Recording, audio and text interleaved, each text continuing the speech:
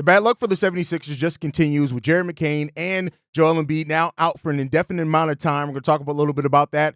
Plus, the Warriors lose to the Dallas Mavericks despite making 27 three-pointers. And also, the Warriors and Jimmy Butler pursuit has kind of gotten a little water thrown on the flames that we're starting to pick up there. Will the Dennis Schroeder trade be enough for the Golden State Warriors over the course of the remainder of the season? And JJ Redick lays out his plans to how to keep LeBron James healthy for the rest of the season. Will that be enough? We're going to talk about all and more on today's NBA Central. Welcome to the number one place for your daily basketball news and analysis, NBA Central. What's going on, basketball fans? Welcome to another episode of NBA Central, your number one spot for everything basketball related. I'm the host, Kerr Hayes, but more importantly, you guys can follow the channel at NBA Central Pod on every social media platform we happen to be on. With that said, let's go ahead and get into this content for today. And something that we missed over the course of the weekend is Jared McCain going down with a meniscus tear in his left knee that will require surgery. Now, McCain has been really one of the lone bright spots for this Philadelphia 76ers team on the season. And when you look at what he's done so far this year, despite being the 16th overall pick in this draft, he's the leading scorer amongst all rookies, averaging 15.3 points per game. And he's done that with 24 points, 2.6 assists. And listen, he's played extremely well over the course of the season for the Philadelphia 76ers. Many people had him as one of the players that could win Rookie of the Year.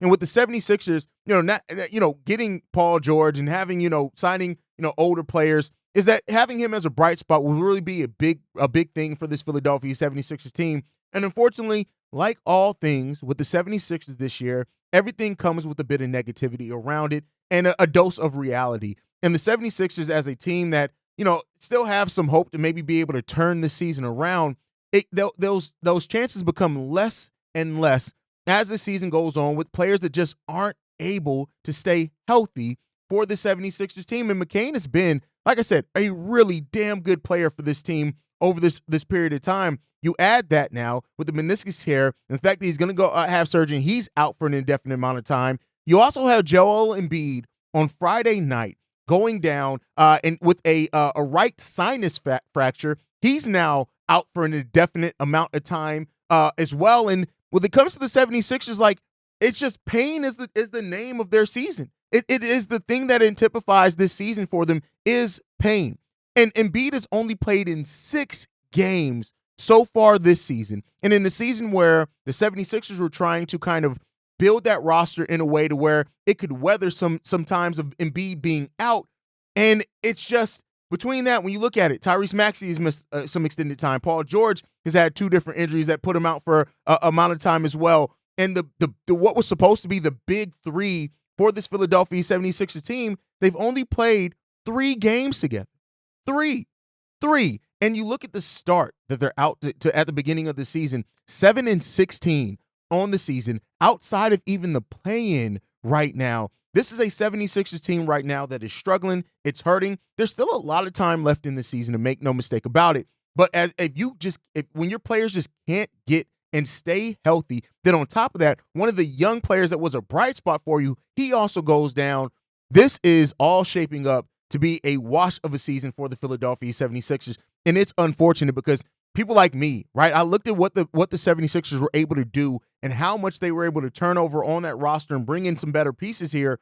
It's just all going to be for naught because they just can't stay healthy. Now, one of the benefits, if there is any silver lining for this in the case of the Philadelphia 76ers, is that their pick is protected 1 through 6 in this upcoming draft. And I tell you what, as much as people are down on the 76ers, if they do get lucky and they get a pick that's in the top 6 and are able to add a top 6 pick in this draft, oh man, that really does change some serious things for the Philadelphia 76ers for the future. Now, I'm not saying they're going to be looking to move off of Embiid or anything in that case. It just adds another young player to pair with Jared McCain and Tyrese Maxey, and you still have Paul George on the contract, and then maybe then you're able to put a team together that's good enough to still compete in that Eastern Conference, even with whatever happens with the future with Embiid, with injuries and things like that. But let me know what you guys think down below. With the 76ers now losing Jared McCain and Joel Embiid for an indefinite amount of time, do you think that there's still enough time for this 76ers team to turn the season around,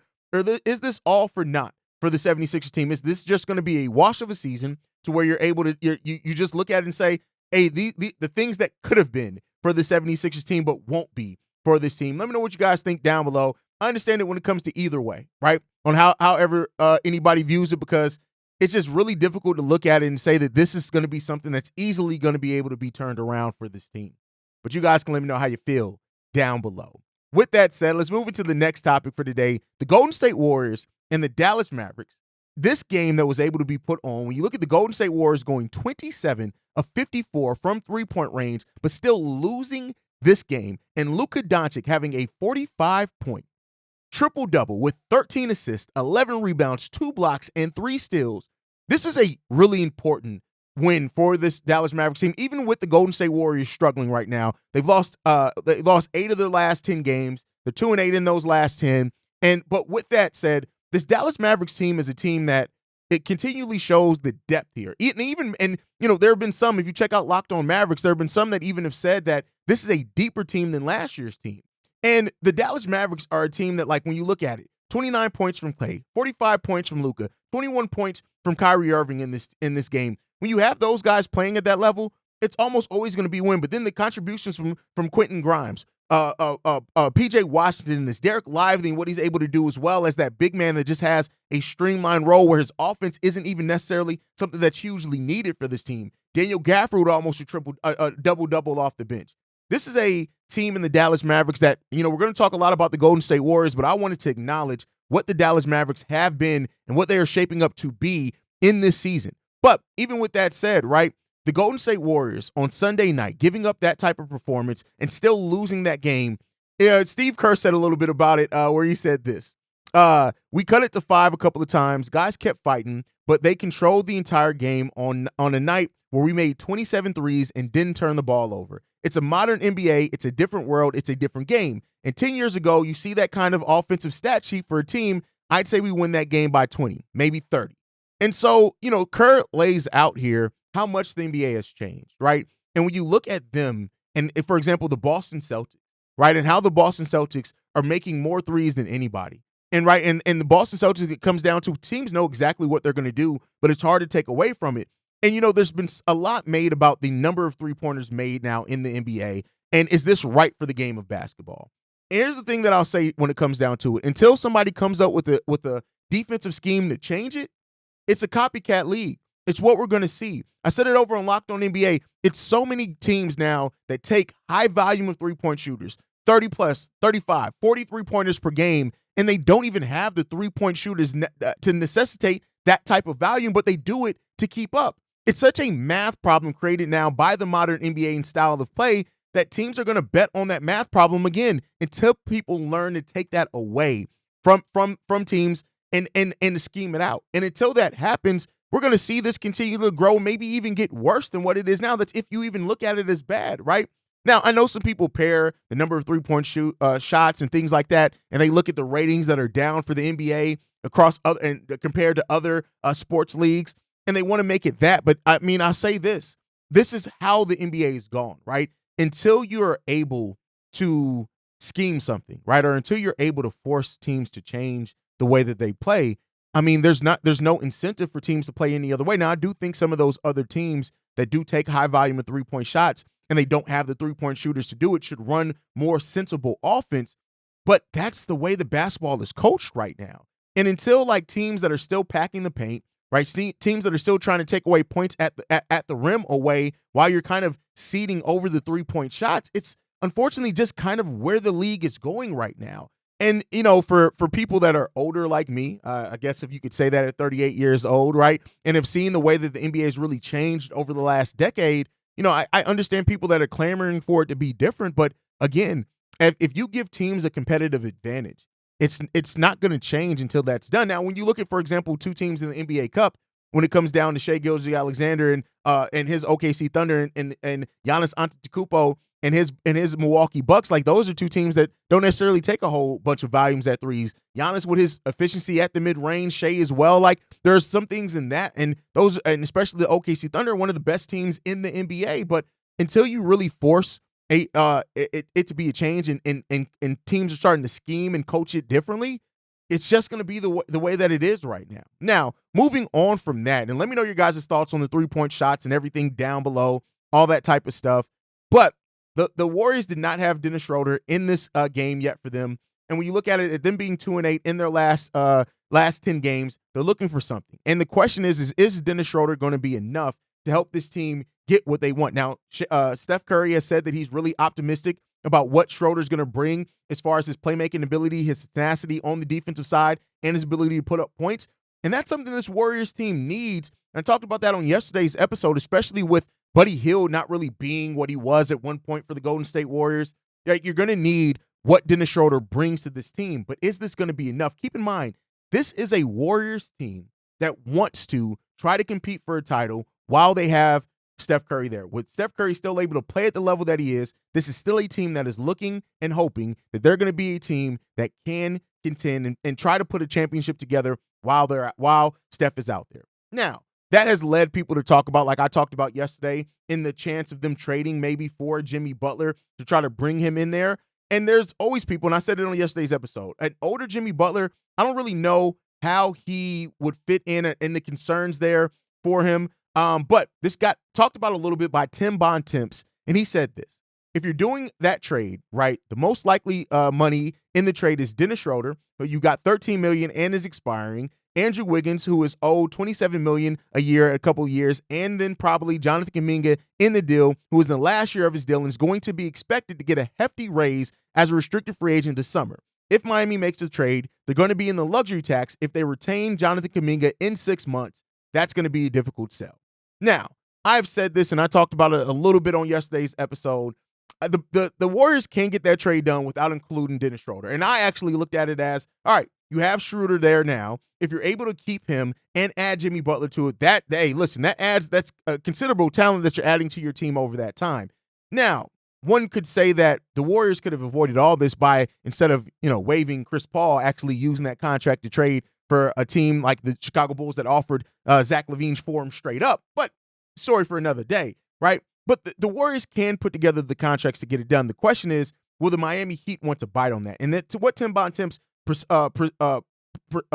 presents here is something that I haven't talked about, at least not on this show yet, is that are the Miami Heat going to be wanting to avoid the luxury tax? And here's what I'll say on that. I get what Bontemps is looking at, but keep in mind, this is a team that's already over the first tax apron. Now, they're below the second tax apron, and there's that, right? But they're already above the first apron, and they're above that by $7 million right now. Now, they are slated right now, if nothing changes, to be over $215,000. But it's still less than what Jimmy Butler's. Kuminga's not going to get the $52 million that if Jimmy Butler opts into his contract that he would have gotten. And so Bontemps presents something interesting here as far as, is this just a deal that's just not realistically going to get done if that's what the Heat or the Miami Heat are looking to kind of avoid? And I think that Kuminga is the type of player that the Miami Heat actually want there. And I think that Pat Riley would be really interested in bringing that to this team. Now, listen, the Jimmy Butler to the Golden State Warriors part, whatever comes down there, yes, there are some fit issues there, and I personally don't like it for that team. But if the Golden State Warriors are there, if they're the ones that are in on that deal and they're all for that deal, if they want to get it done, they can. The question is should they? And then what is going to entice it for the Miami Heat? And that's going to be what's really interesting to watch over the remainder of time, is that if the Golden State Warriors do pull the trade, right, and use that Kuminga contract as the chip to get a larger deal done, it doesn't necessarily have to be for Jimmy Butler. It could be for somebody else. Bradley Beal, who's been rumored and interested, and the Suns could look to move. It could be somebody else, but will they do it is the question. I think that they're going to be looking to do whatever to improve that team and whatever they feel is improving that team. It may not coincide with what fans or some basketball pundits may think is improving that team, but I do think they're going to be looking and they're going to be aggressive at this trade deadline, and we'll see what's going to happen there. And one thing that the Warriors did do is they made the move for Dennis Schroeder at an early enough time to where he can be moved again if need be. So we'll see what happens there. I hope that they hold on to him, but we'll see what happens. All right, lastly, before we get out of here today, the Los Angeles Lakers, they got a win over the Memphis Grizzlies. LeBron James in his return game back got 18 points, 8 rebounds, and 8 assists in this game. And JJ Redick talked about what LeBron James brought to this team. He said this: had some energy, which kind of brought energy to us. He's obviously dealing with some stuff, but I think a week off just kind of let him heal and get back right. Now, LeBron James has come out and said that him being out wasn't completely up to him. And apparently he's been nursing a foot injury that a lot of people didn't know about. So he was granted time away from the team, but it seems like it was that paired with some some concerns about his foot that ultimately led him to being out the amount of time that he was out. But the question now then pivoted to, what are the Lakers going to do to manage LeBron James? And what are they going to do to kind of keep him as fresh as possible? And JJ Redick had an interesting thing when he said this. He said this: not necessarily less minutes, but shorter runs, so he's not getting gas, and then quicker segments on the bench, then he's back. And, that's an interesting thing because, of course, at LeBron James doing this at 40 years old, he's doing what no other player has ever done, right? We haven't seen this. And so this is unprecedented territory to try to manage for a player that turns 40 in 2 weeks, to try to manage his load there, pause of a phrase, his workload there, to kind of make sure that LeBron is healthy at the right times for this team. And I'll say this, right? It's the Lakers' job to put out the best team possible in this time that they have LeBron James, to fill out a team that's as close as they can get to winning a championship team, because that's what LeBron came here for. And yeah, Anthony Davis had 40 points in this game against the Milwaukee Bucks, and the Memphis Grizzlies, and that's great. That's amazing. That's what you should want from AD and Anthony Davis. You look at the contributions from him and Austin Reeves and those other players. Like, you want that. If you can get that consistently, right? The 40 points from him, 19 points from Austin Reeves, you can get that consistently, then yeah, that helps you to be able to keep LeBron fresh. And that's really, if they're going to keep LeBron, I know there's been rumors of trades and things like that. If they're going to keep LeBron and try to make this a thing, they got to try to find a way to keep him fresh. And if shorter segments are the thing to do that, it'll be interesting, because LeBron is still in great physical condition. But is that going to be enough? Because you can't have a team that's with the Lakers that are trying to really do something, and then you have LeBron James struggling to stay healthy.